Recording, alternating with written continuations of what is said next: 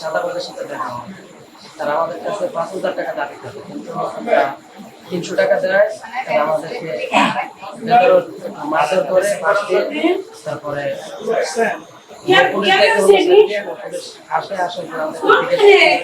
আমরা বলতে না বলতে ওরা লো পুলিশ করে কেটা দিয়ে আক্রমণ করে। প্রতিনিয়ত এরকম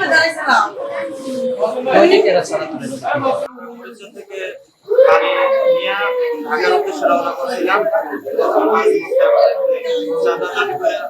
চাঁদা না দেওয়ার কারণে হামলা করা হয়েছে। নায়াসিনামাইড ও স্যালিসাইলিক সমৃদ্ধ লিলি ফেস ওয়াশ যা ফেসের ডেড স্কিন সেল দূর করে দেয় দ্বিগুণ ফাস্টার ব্রাইটেনিং। আমার কাছে দুইজন আহত ব্যক্তিকে নিয়ে আসছেন, দুইজনই স্টেবল আছেন।